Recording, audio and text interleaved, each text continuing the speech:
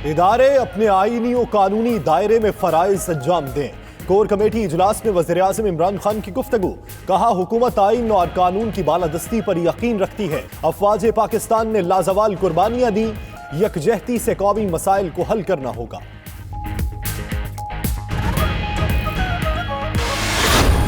Core committee ने इस अज़म को दोहराया, कानून से बालातर कोई नहीं, मुकद्दस गाय नहीं है और किसी तरह भी मरियम नवाज की जो बैरून मुल्क जाने की ख्वाहिश है उसको एज पर लॉ जो रिकमेंडेशंस सब कमेटी की आएंगी, हुकूमत उसके मुताबिक फैसला करेगी। हुकूमत का आर्मी चीफ की तौसीह के मुतालिक लाए अमल पर मजीद मुशावरत का फैसला। वजीर आजम ने मामले पर वुज़रा को बयानबाजी से रोक दिया। इदारों में हम आहंगी बढ़ाने के लिए किरदार अदा करने का भी फैसला। फरदौस आशिक अवान कहती हैं, इजलास में परवेज मुशर्रफ के मुतालिक फैसले में कमजोरियों पर बात की गई। रियासती इदारों की सपोर्ट करनी है, आइन और कानून के साथ खड़ा होना है।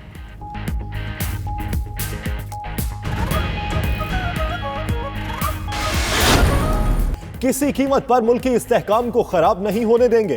SSG कमांडोज हमारा फख्र हैं। क़याम पाकिस्तान से लेकर अब तक कमांडो अफसरान और जवानों ने दिफा के लिए बेशुमार खिदमात सर अंजाम दी हैं।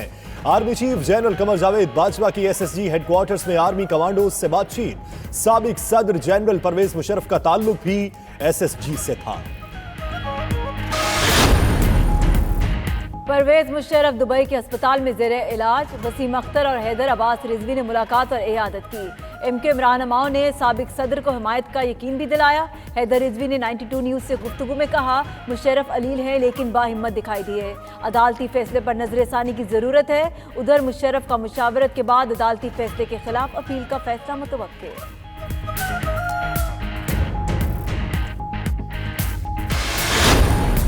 जिन लोगों ने इस मुल्क को लूटा उनको तो कोई पूछने वाला नहीं। मैं हालात को बिगड़ते हुए देख रहा हूँ। मेरी जिंदगी का सबसे तल्ख और सबसे सख्त बयान है जो ISPR ने कल जारी किया। शेख रशीद ने हालात बिगड़ने का खदशा जाहिर कर दिया। कहते हैं, फौज की तरफ से ऐसा सख्त बयान पहले कभी नहीं देखा। मुल्क लूटने वालों को कभी नहीं पूछता। फयाजुल हसन चौहान बोले, 3 नवंबर के इक़दाम में वजीर आजम और दीगर लोग भी शामिल थे। चौधरी शुजात ने कहा, मुशर्रफ को सजा से बॉर्डर पर खड़े हर सिपाही को दुख हुआ। खुसूसी अदालत का तफसीली फैसला कल जारी करने का इम्कान। उधर सुप्रीम कोर्ट के तर्जुमान का कहना है, चीफ जस्टिस ने खुसूसी अदालत को कोई हिदायत नहीं दी। इस हवाले से शाया की गई खबरें मनगढ़ंत हैं।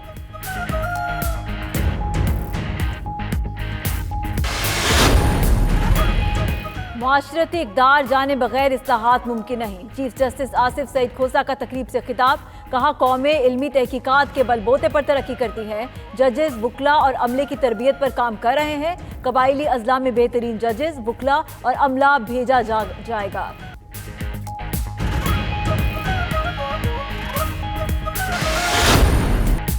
मरियम नवाज का नाम ECL से निकालने का मामला। काबीना की ज़ैली कमेटी ने फैसला महफूज कर लिया।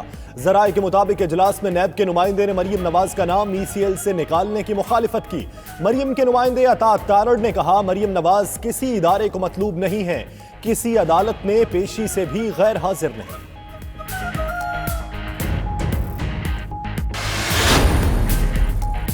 नैब ने खुर्शीद शाह को रिहा करने का फैसला सिंध हाई कोर्ट में चैलेंज कर दिया।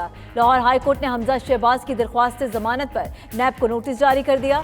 आमदन से जायद असासों के केस में ख्वाजा आसिफ नैब रावलपिंडी में पेश हुए।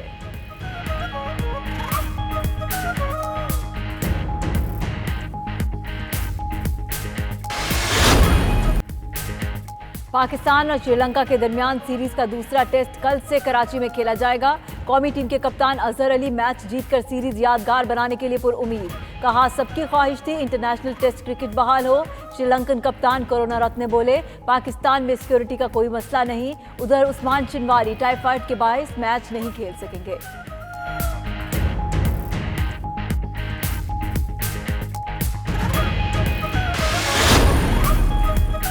श्रीलंका के बाद जनूबी अफ्रीका की टीम भी पाकिस्तान आएगी। जनूबी अफ्रीकी बोर्ड पाकिस्तान में मार्च में 3 T20 मैचेस खेलने पर रजामंद।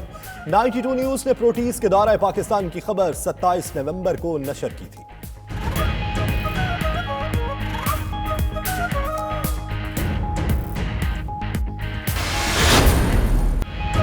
और और पाकिस्तानी सोशल इंडस्ट्री की कई शख्सियात सोशल मीडिया पर मुतहरिक। फॉलोअर्स की तादाद में रोज बरोज इजाफा होने लगा। माहिरा खान के बाद अदाकारा ईमन खान ने भी सोशल मीडिया पर अहम संग मील अबूर कर लिया। इंस्टाग्राम फॉलोअर्स की तादाद 50 लाख हो गई। सिजल अली और मिनाल खान के फॉलोअर्स की तादाद 44 लाख हो गए।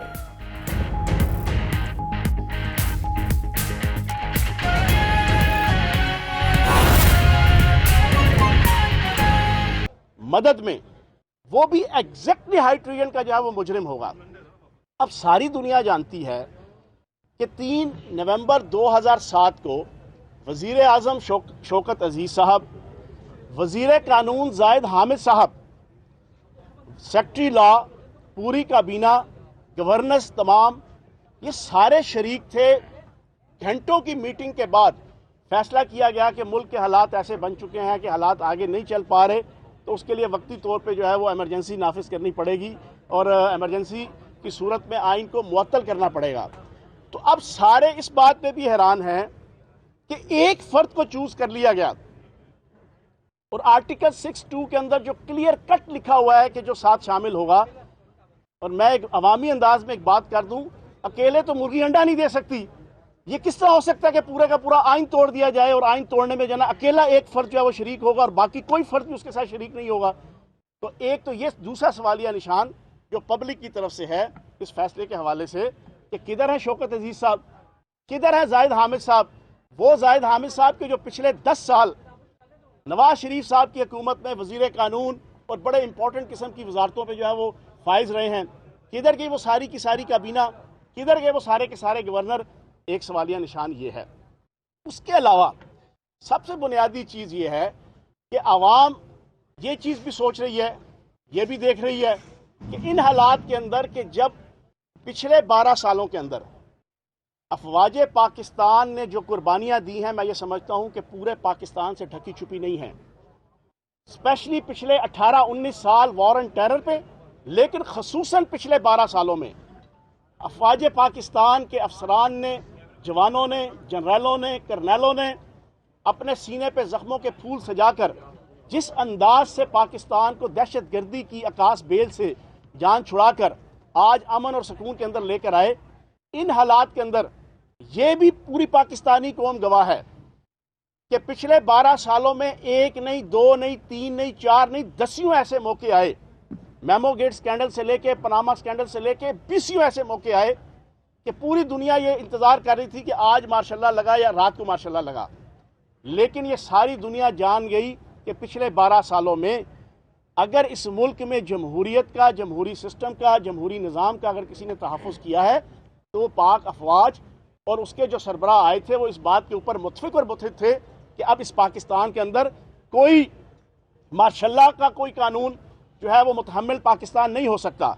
इन हालात के अंदर के जब अफवाज पाकिस्तान इतने अच्छे तरीके से अपने सारे मामलात चला रही हों और पाकिस्तान के अंदर अमन और सुकून के हवाले से अपना किरदार अदा कर रही हों, तो तब भी जो है वो मैं समझता हूँ कि थोड़ा सा झटका लगा कि सिर्फ उनकी अदारे के एक फ़र्द को तो जो है वो पिक एंड चूज़ के तहत जो है वो निकाल लिया गया और बाकी आर्टिकल 6(2) में जो लोग आते थे उनको जो है इसमें शामिल नहीं किया गया।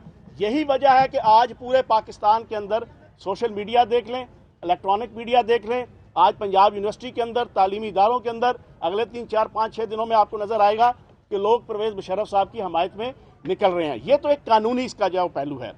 दूसरा पहलू आ गया इखलाकी और माशरती और सियासी। मैं ये पूछूंगा कि पूरी पाकिस्तानी कौम जानती है यही परवेज मुशर्रफ हैं। नवंबर 1979 में खाना काबा के ऊपर, बैतुल्लाह के ऊपर हमला हुआ, दहशत गर्दों ने हमला किया। 7-8 दिन खाना काबा में हज़ारों लोगों को, बल्कि 1 लाख, 1.25 लाख के करीब अफराद को जो है वो यरगमाल बनाकर वहाँ पर जो हुआ, उस वक्त सऊदी अरब की तमाम फोर्सेस जब हिम्मत हार बैठी थी तो पाकिस्तान के अंदर से जो है वो कमांडोज का एक दस्ता गया था, जिस दस्ते की क़यादत जो है वो मेजर परवेज मुशर्रफ कर रहे थे। और फिर बड़ी कमाल हिकमत अमली से उसने बैतुल्लाह, अल्लाह पाक का घर, और उस वक्त सारे मुसलमान जो थे गम और गुस्से का शिकार थे और हम भी छोटे होते थे, हमें भी याद है वो सारा हुआ।